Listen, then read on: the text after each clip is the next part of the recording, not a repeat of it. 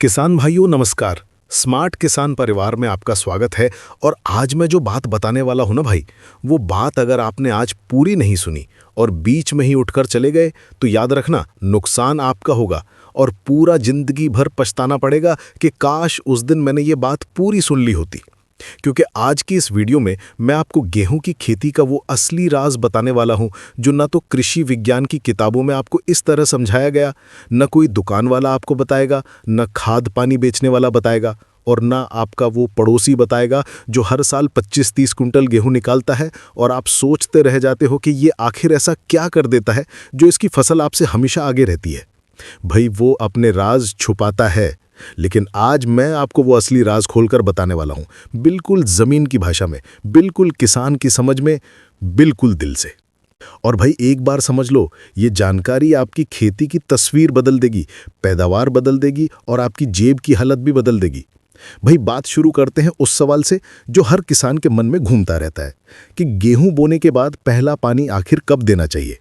कोई कहता है 12 दिन में दे दो, कोई कहता है 15 दिन में दे दो, कोई कहता है 18 दिन पर ही सही है, कोई 21 दिन बोलता है और कई किसान तो 25 दिन तक भी रुके रहते हैं।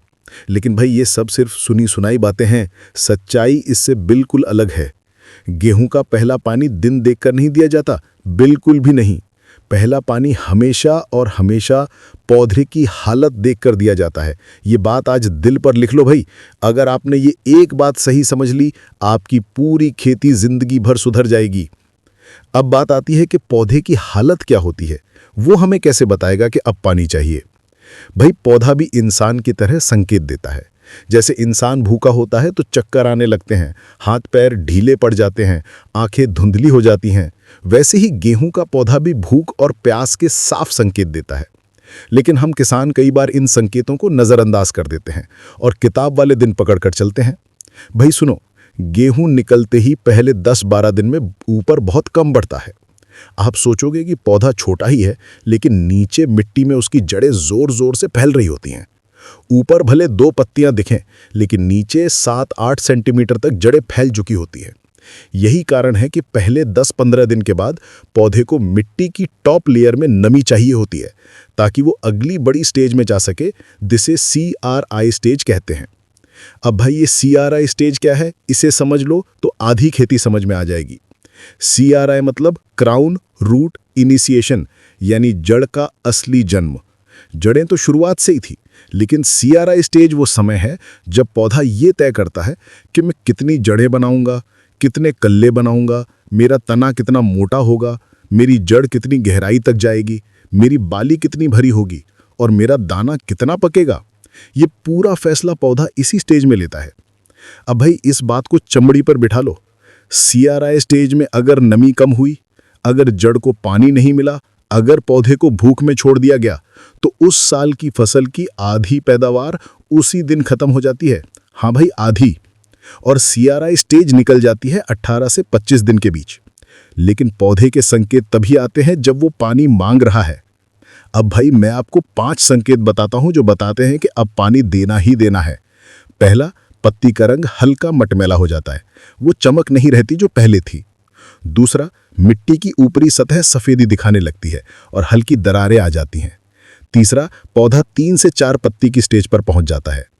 चौथा, एक पौधा सावधानी से निकालकर उसकी जड़ देखो, जड़ की टिप चमकीली सफेद दिखे तो समझ लेना कि पौधा अब नई नई जड़ निकाल रहा है और उसे नमी चाहिए। पांचवा, पत्ती उंगली से मोड़ो तो हल्की कड़क और रगड़ की आवाज आए।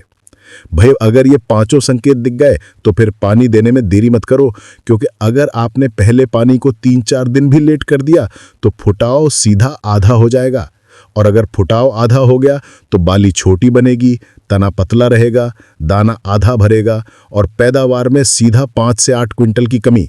ये कमी कोई मजाक नहीं भाई। अब भाई सुनो, कुछ किसान बहुत जल्दी पानी दे देते हैं 12-14 दिन में, और ये भी बहुत खतरनाक है। जल्दी पानी देने से जड़ें ऊपर की ओर ही फैल जाती हैं, गहराई में नहीं जाती। फिर जैसे ही ठंड तेज होती है या तापमान गिरता बढ़ता है, पौधा झुक जाता है, पीलापन आ जाता है और फसल का पूरा हौसला टूट जाता है। अब आता है बड़ा सवाल, पानी कैसे देना है। भाई पानी ऐसा देना है कि खेत में पानी खड़ा ना हो, पानी हल्का बहाव में हो और बस इतना कि मिट्टी की टॉप 2-3 इंच पर नमी पहुंच जाए। गेहूं डुबाव वाली फसल नहीं है। अगर पानी खड़ा हो गया तो जड़ें घुट जाएंगी, पौधा पीलापन दिखाएगा और आप सोचते रह जाओगे कि ठंड लग गई, जबकि गलती आपकी सिंचाई की थी। अब भाई वो हिस्सा आता है जहां किसान सबसे बड़ी गलती करते हैं। पहले पानी में कौन सा खाद डालना चाहिए। ज्यादातर किसान पहले पानी में सिर्फ यूरिया डाल देते हैं और सोचते हैं कि फसल का हरापन आ जाएगा। हाँ भाई, यूरिया हरापन तो देगा, लेकिन फुटाव नहीं देगा। फुटाव लाता है जिंक, जड़ को मजबूत बनाता है सल्फर, और यूरिया तो बस पत्तियां हरी करता है, ताकत नहीं बनाता। अब भाई सुनो, पहला पानी का असली फॉर्मूला क्या है। 15-20 kilo urea, 5 kilo zinc 21%, 4 kilo sulphur, और अगर जमीन कमजोर है तो 40 किलो एसएसपी। ये कॉम्बिनेशन पौधे में ऐसा जादू करता है कि 7 से 10 दिन में पौधे की चमक बदल जाएगी, पत्तियां गहरे हरे रंग की हो जाएंगी, तना मोटा हो जाएगा, जड़ें तेजी से नीचे जाएंगी और फुटाव ऐसे निकलेगा जैसे फव्वारा। भाई ये हवा में नहीं कह रहा हूं मैं, ये अनुभव की बात है। भाई ध्यान रखना, यूरिया अकेला डाल दिया तो 50-60% बर्बाद हो जाएगा, हवा में उड़ जाएगा या नीचे चला जाएगा। सल्फर डालोगे तो वो यूरिया को लॉक करेगा, धीरे धीरे पौधे तक पहुंचाएगा, और जिंक उसकी ताकत बढ़ाएगा। ये तीनों मिलकर काम करते हैं, अकेले कुछ नहीं करते। भाई आपका वो पड़ोसी जिसकी फसल हमेशा घनी रहती है, वो भी यही काम करता है, लेकिन बताएगा नहीं। वो बोलेगा किस्मत अच्छी है, मेहनत की है, पानी सही दिया है। लेकिन भाई असली खेल यही 3 चीजें हैं, यूरिया, जिंक, सल्फर, और इनका सही समय पहला पानी। भाई गेहूं की जड़ें सीआरआई स्टेज में जितनी मजबूत बनती हैं, फसल उतनी ही बड़ी होगी। अगर इस स्टेज में आपने पौधे को भूखा प्यासा रखा तो फसल आधी रह जाएगी, और अगर इस स्टेज में आपने सही कॉम्बिनेशन दे दिया तो फसल आसमान पकड़ लेगी। भाई याद रखना, पहला पानी फसल की नींव है। ये नींव जितनी मजबूत होगी, मकान उतना बड़ा बनेगा, और नींव गड़बड़ हो गई तो चाहे आप बाद में कितना भी खाद डाल लो, फायदा नहीं मिलेगा। यही कारण है कि कई किसान फरवरी मार्च में बार बार यूरिया डालते रहते हैं और फिर भी फसल कमजोर रहती है, क्योंकि जड़ कमजोर थी। भाई इस वीडियो को पूरा देखना, मत छोड़ना। ये जानकारी सटीक है, एकदम खेत की सच्चाई है। और अगर चैनल को लाइक नहीं किया है तो अभी लाइक करो, घंटी का बटन दबाओ, ताकि अगली बार जब मैं दूसरा पानी, पोषक तत्व, जिंक का विज्ञान, सल्फर की जरूरत, ठंड में फसल क्यों पीली होती है, फुटाव क्यों रुकता है, इन सब पे वीडियो लाऊं तो वो सबसे पहले आप तक पहुंचे। और भाई इस वीडियो को अपने किसान साथियों तक जरूर पहुंचाओ।